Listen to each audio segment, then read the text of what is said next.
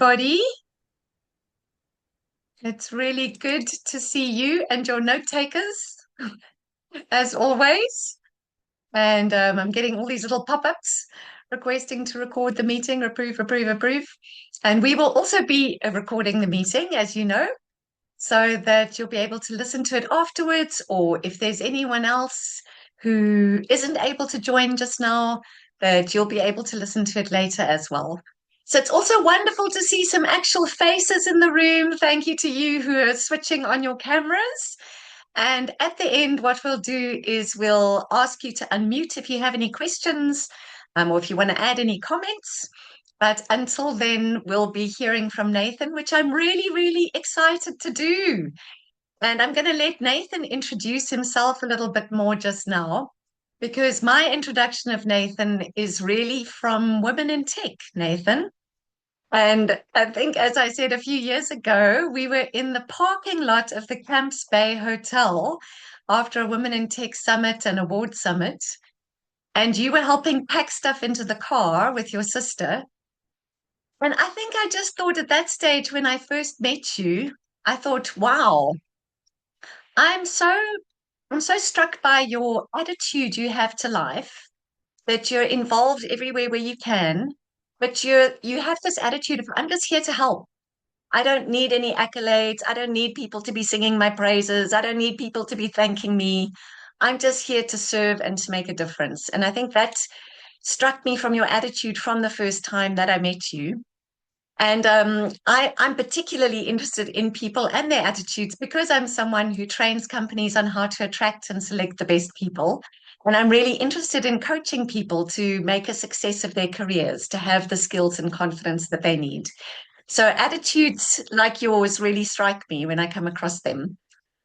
So welcome to everyone here today. And Nathan, please go ahead and introduce yourself with more words and details than I have added now. Thank you, Jane, so much for that. Yeah, welcome. Hello, everyone. I'm Nathan. So honestly, I think if you looked at me on paper, you probably get the wrong idea. You'd see a software engineer, you'd see a co-founder of Tech Society, a spot in the DHL Grad Star, also a woman in Tech Ally. But you probably assume that I'm the kind of person that's always been comfortable up here speaking. The shocking part is I wasn't actually.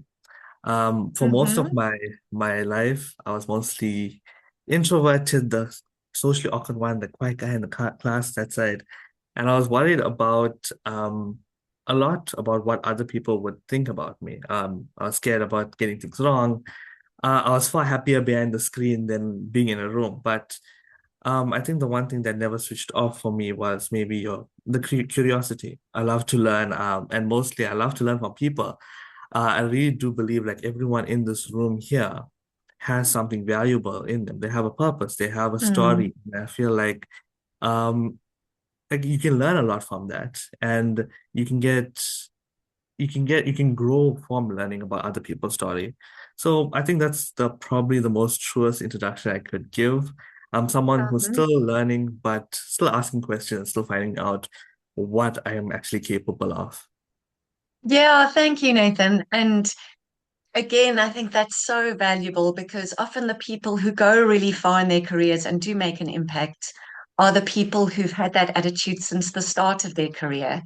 And I know that often in our masterclasses, we interview people who've got a lot of experience. And I really believe there's a lot to learn from anyone, whether they have a lot or a little, because it's so much about attitude. So you mentioned, Nathan, that this is not actually your comfortable space, the thing that you really envisaged yourself doing, being in front of people, speaking, engaging with people. What was it that drove you away from people in the beginning and made you just prefer to be behind a screen, if you like?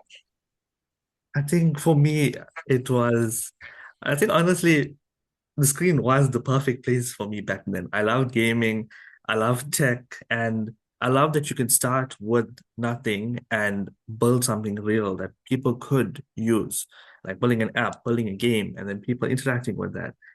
And if I'm being honest with you, there's also a second reason, and it's actually not that quite noble. Being in front of the screen was actually very comfortable. Uh, Behind the screens, I didn't have to go and walk into rooms, introduce myself, or stand in front of everyone.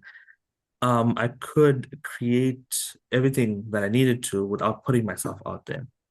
And the thing Mm-hmm. is, like gaming, um, it gave me like the frame that I needed for the rest of my life. So if you think about how a game works, you start at level one, you don't have any skills. The gear half the time is not that good. And half the time you're not even sure what you're doing. But imagine if you're a character that refuses to move until they feel ready for level two.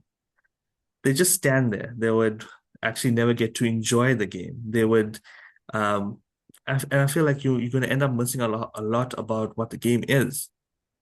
And I think a lot of us, maybe also over here as well, we feel that we are living in our safe zone. We're waiting to feel ready before we even try anything.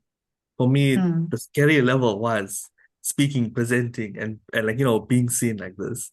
The younger Nathan would look Yes, at me right now and be like, yo, but yes. yeah. So the thing is, what I also like to say as well is you don't need like a level 10 confidence to do a level one opportunity. You just need enough to make it to the next level. Yeah. Mm.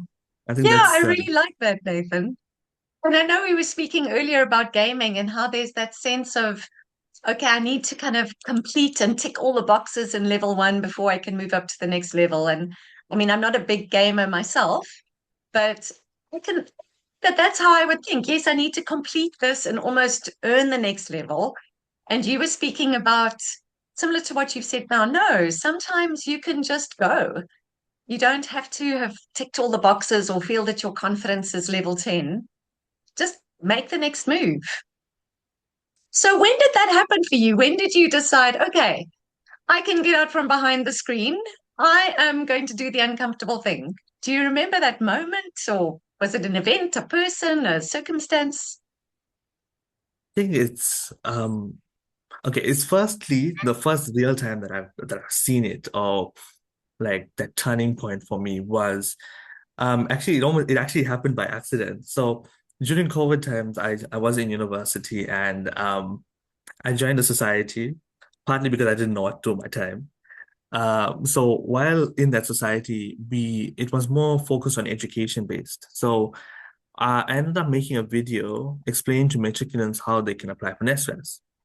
And that video reached maybe about 200 or even more students. I haven't checked on that video recently, but some of them actually went to study because of seeing that video, knowing how to apply and get their bursaries and getting a chance to study.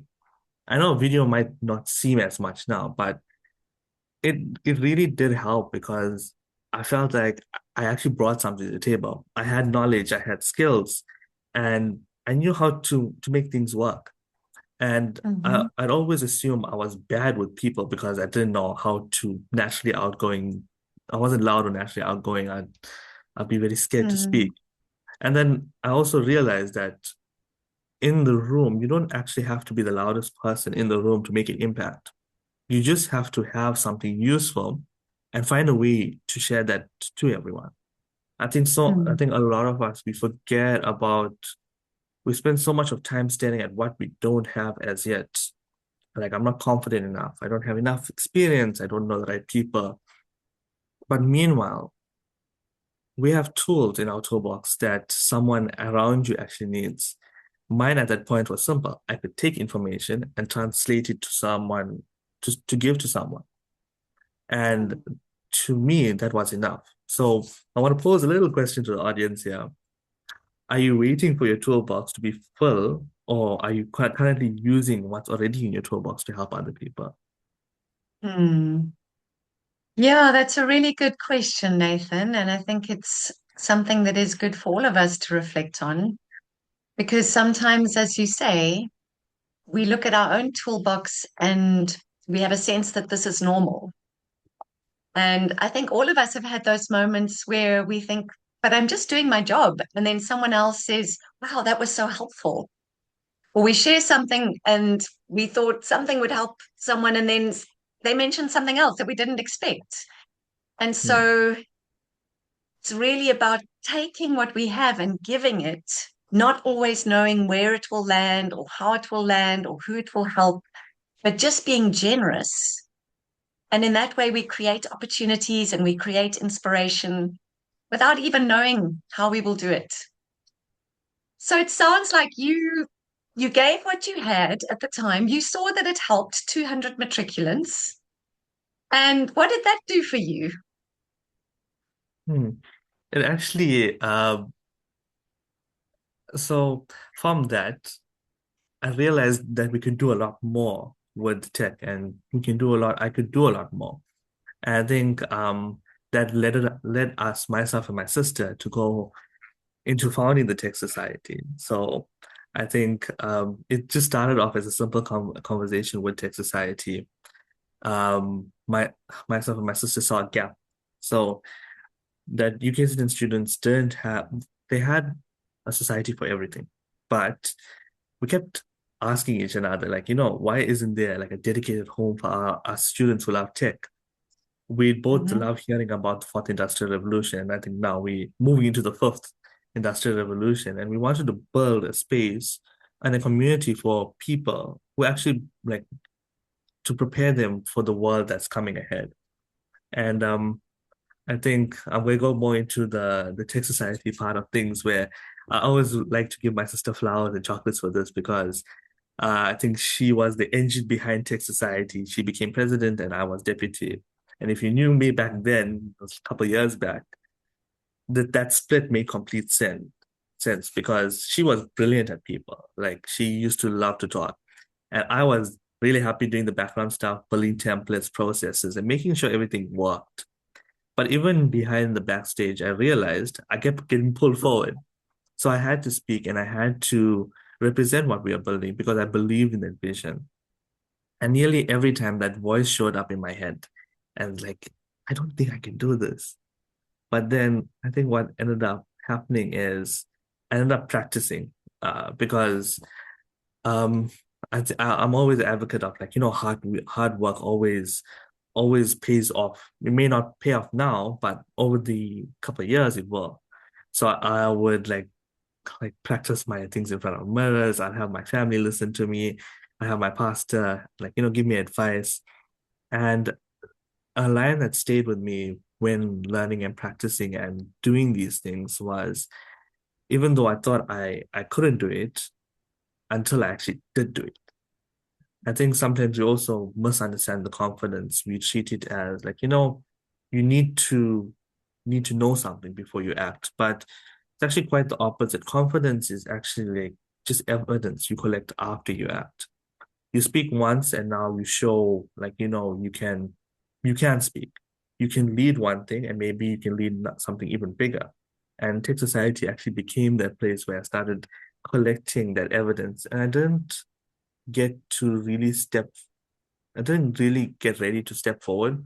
I just stepped forward and that's what started making me ready. I think just throwing yourself in the deep end and then swimming. I think that's the best way to learn, being comfortable with being uncomfortable.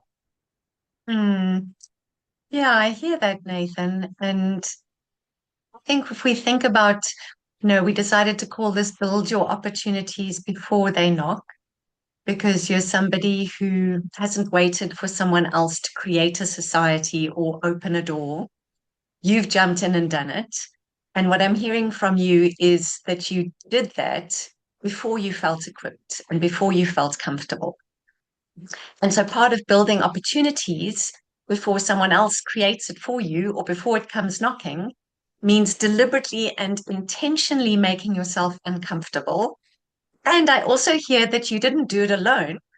You almost had this tribe around you, your sister, your pastor, family, friends, colleagues, and you invited them in to critique you and say, this is what you're doing well, this is where you can improve. And so you really opened yourself up to feedback, which a lot of people find uncomfortable. And it's not always easy to receive. And then I'm hearing that through that, you were able to become what was needed for the role or for the opportunity. Mm. So tell us more about how did you choose the people who you wanted to speak into your life? How did you decide on that tribe? Hmm.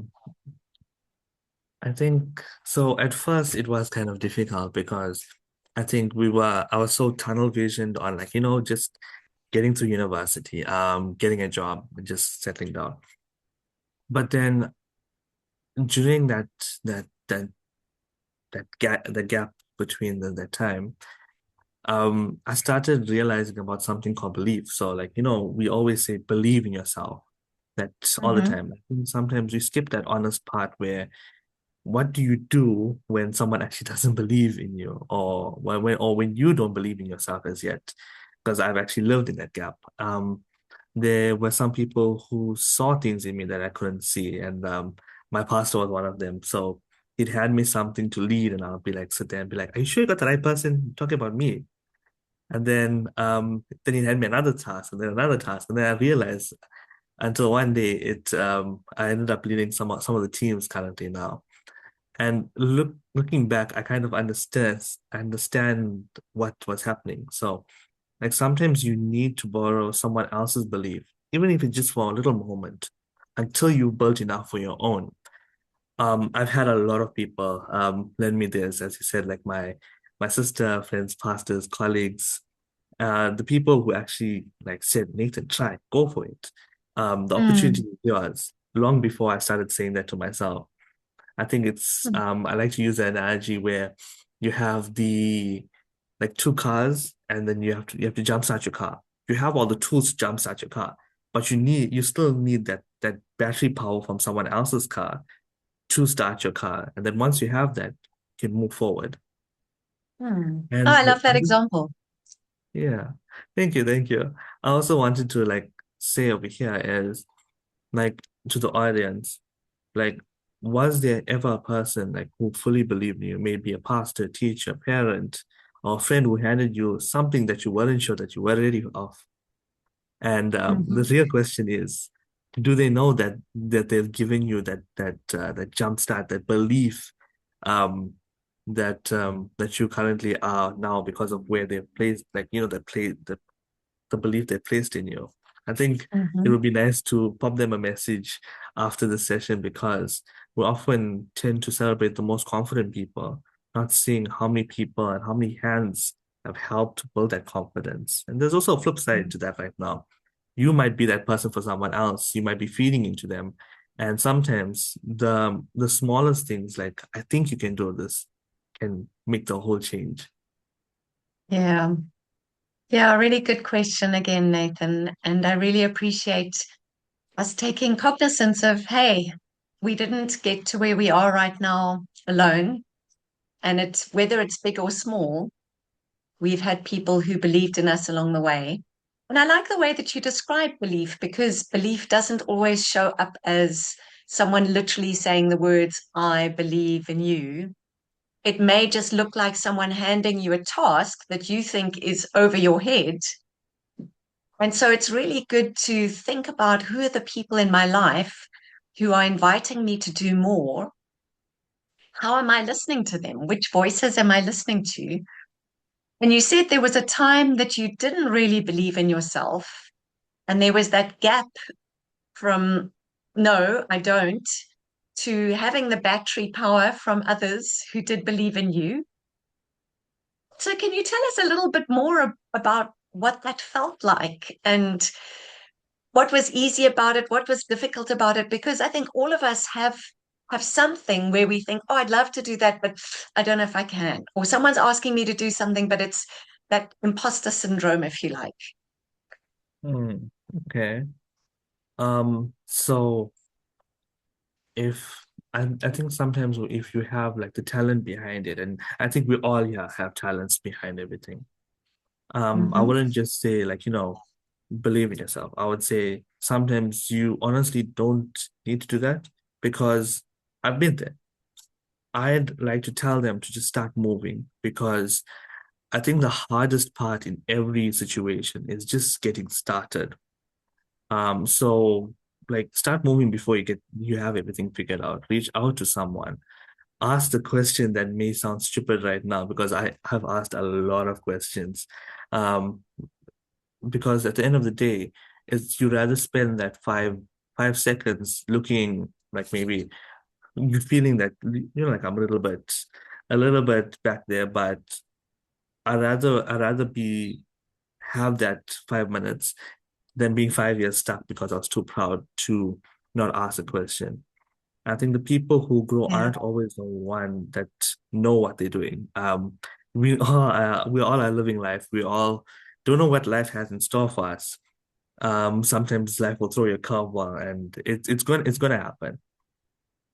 I think Yeah. how we grow is those who will actually end up like going forward is like the ones that are willing to say I don't know yet, and that word yet matters because like, for example, if you have, I can't do this yet, I don't know the people yet, it leaves the door open for growth. And if you don't have like the people around you, you don't need like a whole tribe. You don't need 20 people. You just need to start with one person that you can learn from, one person that challenges you. And I think the best way you can go and reach out to these people is over LinkedIn. Like if you want to be in a position, like just say, for example, that you want to be a software developer or you want to do supply chain, you can reach out to professionals on LinkedIn. Use AI to help you draft up something and reach out to them. And Mm. the thing is, both of y'all will end up learning from that relationship because they will bring something to the table and you would also bring something from the table to help change their perspective. But the thing is, you have to be Yeah. willing to that. Yeah, and that's not easy. Again, that speaks to the humility, the vulnerability that is popularized as being so simple and here's the solution on how to grow, and often so difficult to put into practice. And so I also like that you're saying building your opportunities is about having, if you don't have that belief in yourself, borrowing from others, growing that, having a tribe, sometimes identifying them as people who are speaking into your life, giving you feedback that might not be comfortable or always feel positive, perhaps very challenging. And if you don't have those people, intentionally going out and asking for feedback that might be difficult to hear. So, not just sticking with the people who are the positive cheerleaders. Yes, we need that. And we need the people who are going to be honest and kind in where we really do need to grow so that we can be the best version of ourselves. So, it's not a comfortable process. It's not easy. And I hear it's something you've done intentionally. And we see it right from where you were helping 200 matriculants, being a grad star top 10. So I understand that kind of sets you up as the top 10 people to be employed in South Africa. Yeah, Yeah. that yeah. So well done. And starting the Tech Society at UKZN, and now you're in the workplace as a software engineer. And how is that translated? That learning while you were at school, while you were a student, struggling, those uncomfortable times, still taking initiative. What does that look like now in the workplace? Think like when joining the workplace, like how that transition from university to the professional world. Mm. Oh, okay. So I think when it goes back to the saying, you learn a lot in high school, and then you only take maybe like 20% into university, and then you learn a lot in university, and you only take 5% to the working world. So I definitely That's not a lot. think, I hadn't thought yeah, of it like that. it is because you only learn, I think in your workplace when you, especially when starting off, you're not going to know everything. I think a lot of young professionals put this quiet pressure on ourselves. Since we finish our degrees, we walk into the room, we have to have all the answers, Mm. just to prove that that we belong in this company, we belong here. I think one of the most freeing things that I've learned is the simple saying that says, "If I don't know, can you just show it to me?" And I was lucky to have the older colleagues around me. Over time, they actually transitioned into like family that I can always talk to. And what I appreciated most about them is they corrected me. If I did something wrong or if I need feedback, they wouldn't be shy to give me constructive criticism and guide me when I'm lost and even push me in the right direction to where I am right now. So whatever confidence that you see like in me today, I didn't build it on my own. There was a lot of fingerprints, there was a lot of things around me that made me who I am and the person that I've become. I think I picture it kind of like a building. So when you Hmm. finish, you only see the solid structure and there's nothing else. But what you don't see is the scaffolding that was holding it as it was getting built up. I think as I was going through my whole university career, I've had a lot of scaffolding, my family, friends, sister, all the people around me, and leaders who trusted in me.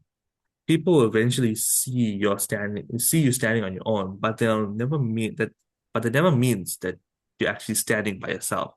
You built up from Mm. other people building you up. Um, Yes. so yeah, I think also one thing that I also am really grateful for is I had an opportunity by one of the executives in one of the companies that I was in who trusted me with something. I think that also like fed back to it quite a lot as well. Yeah.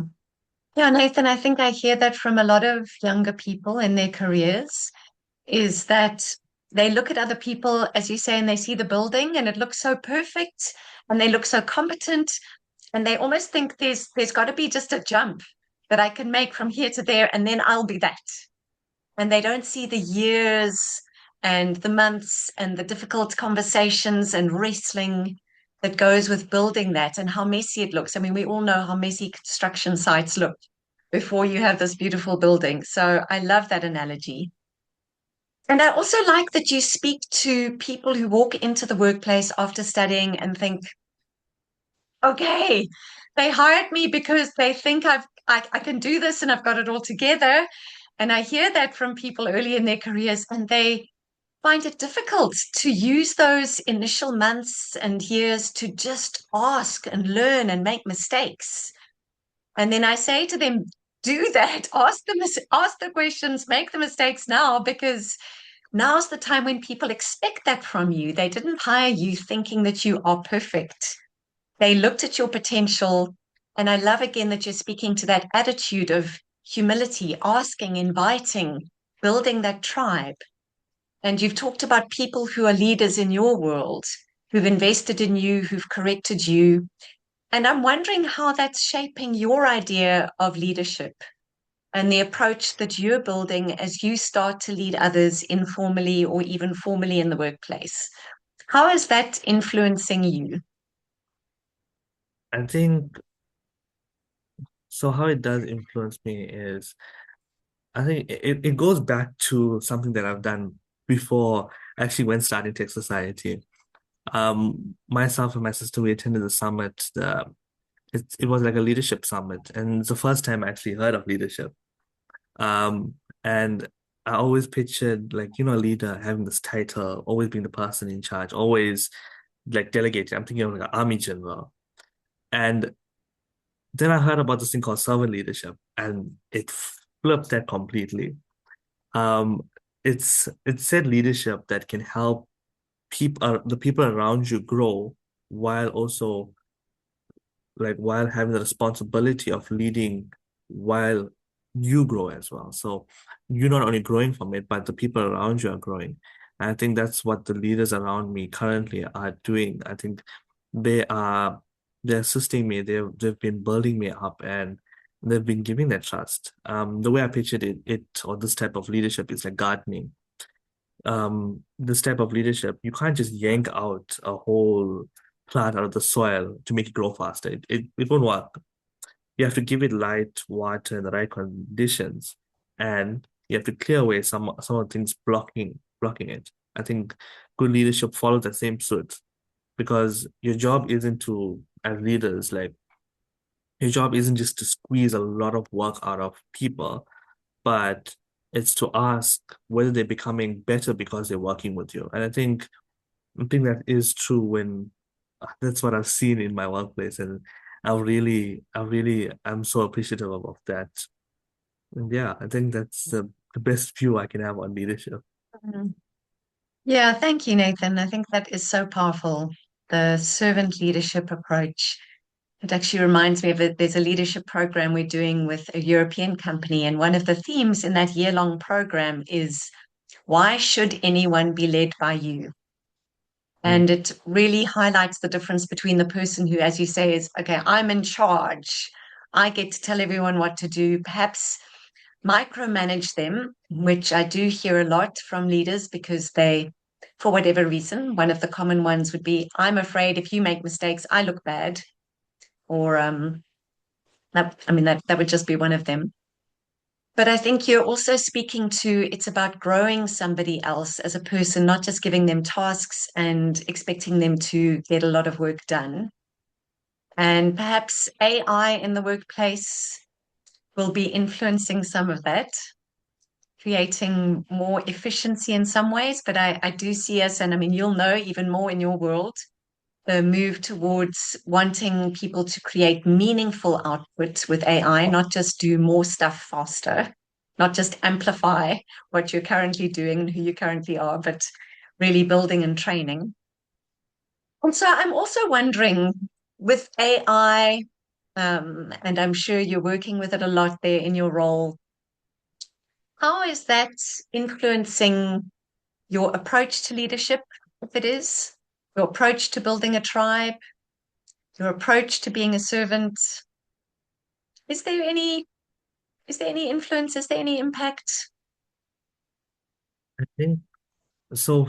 With AI, I think a lot of people get scared to use it because sometimes you feel like, okay, this is a really powerful thing that we have. But I think how we should position our minds to use it is it's a really good tool because what's if you think of a mechanic, you put the right tool in his hand, he can fix any car.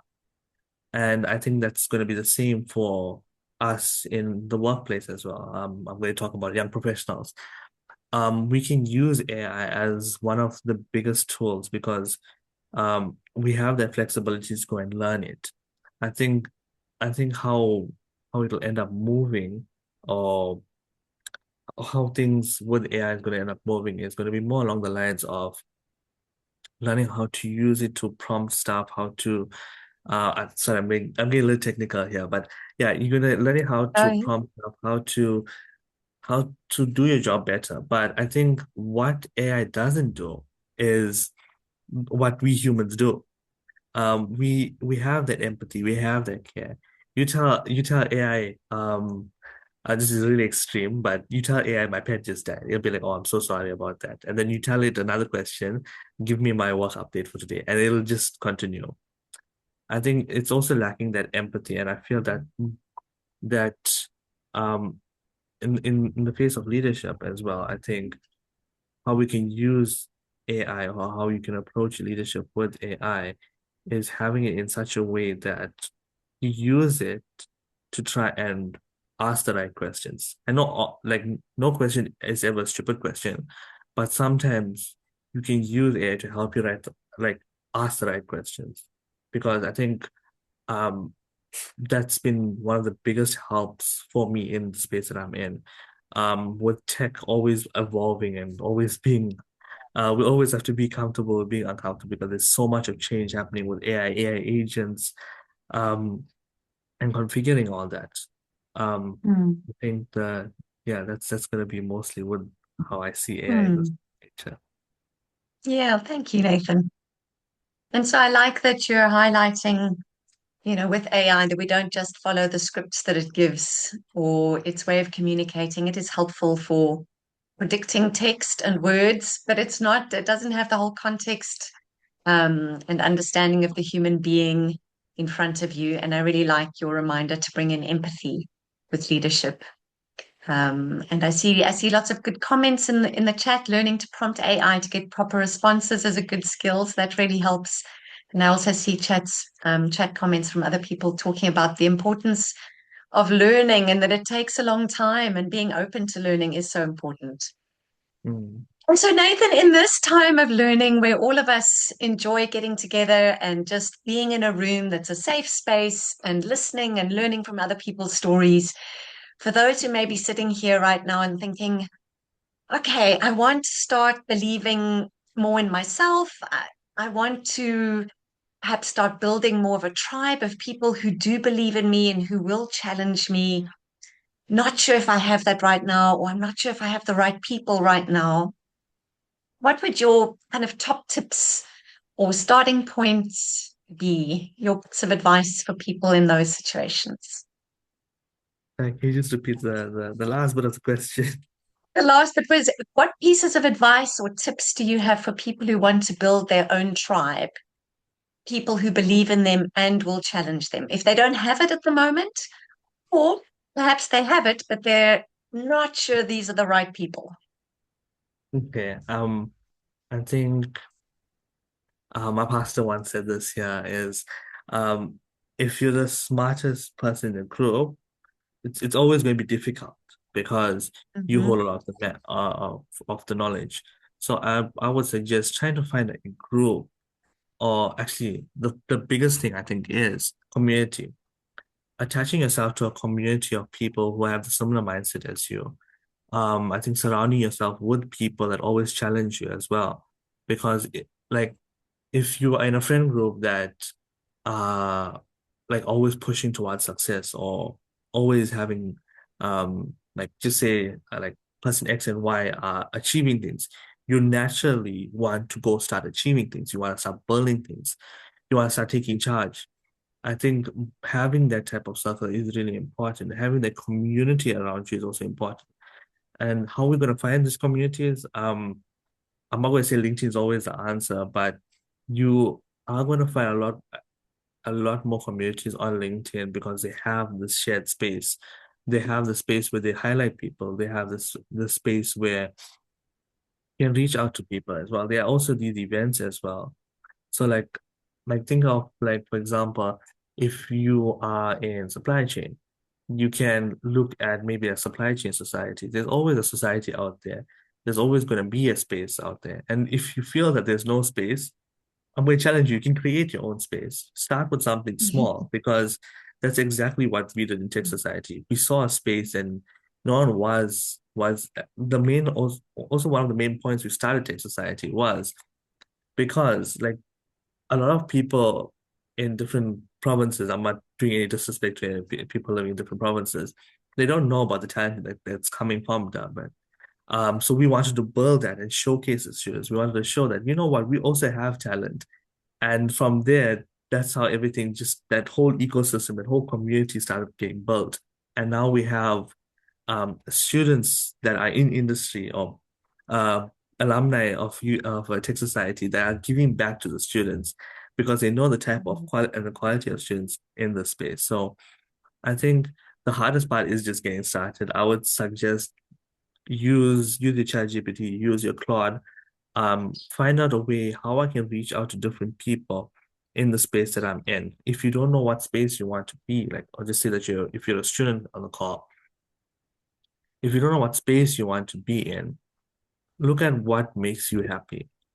Because at the end of the day, you're going to be doing your job is essentially like two-thirds of your life. You're going to be doing that thing every day, and you want to be happy when going to a job because a happy employee, happy more you are more productive, you learn more, you are able to feed into people more. And yeah, it's I would say just the hardest part is just getting started, just going out there, putting yourself out there. It doesn't need to be the right time. You can start right now. You have maybe like 1,000 posts that you have in your head. I also have 1,000 posts in my head that I haven't posted out, but you just need to start. I think that's the hardest part. Just go for it. And if no one believes in you, I believe in you guys. You guys are taking that step in the right direction because not many people will go for these talks and going and putting themselves in these events and to learn and upskill themselves. I think also what's the biggest thing that one can do is invest in yourself. And I think a lot of people they overlook that because like why should I invest in myself? Because it's the only you only have one body. If you invest in yourself, I think of it like a transaction. You invest in other people, you also get things out of it. You invest in yourself, you get more out of it because you can control how you think. Um, and I always live with this one line that I say, like, if a decision if a decision makes me regret it, then I'm gonna do the opposite. I want to do something without regretting it because I don't want to regret 5 or 10 years down the line. I didn't take that opportunity because I was scared. I think it's going to go back to fear. I think fear ends up kicking in, and then that's the most scariest part. Um, but fear doesn't mean that we should always stop or stop in our tracks. I mean, there's Yeah, a lot of the time it means that I've just never done this before. If you think yeah, about going back to gaming, when you stand when you stand at the next level thinking that I'm not ready for this, then when that is the next level for you, you can't just stand on the edge. You need to just push yourself forward. And I think that's just the hardest part. I think I've diverted completely from the question, but love it. No, I love it. I love that, Nathan, and I love your encouragement to just start. Find a community, find a tribe. If you can't find one, start one. Don't wait until you feel comfortable. Jump in, even if it looks like it's at the next level. And yeah, just take the little belief that you have, take the tools that you have and use them and see what grows. And I think what really hits me is that reminder that you're building opportunities before they knock, and it's not just for you. When you build those opportunities, as you've seen, they create opportunities for others. Whether it was for the matriculants, whether you're seeing the alumni now of the Tech Society, and what you'll be seeing in your future career as you look back at your networks and connections and colleagues and what you start now in your software engineering role. So thank you so much for sharing that because you haven't just shared a process, you've really shared a real story with real struggle and what it takes. And we can all relate to that because we're all human.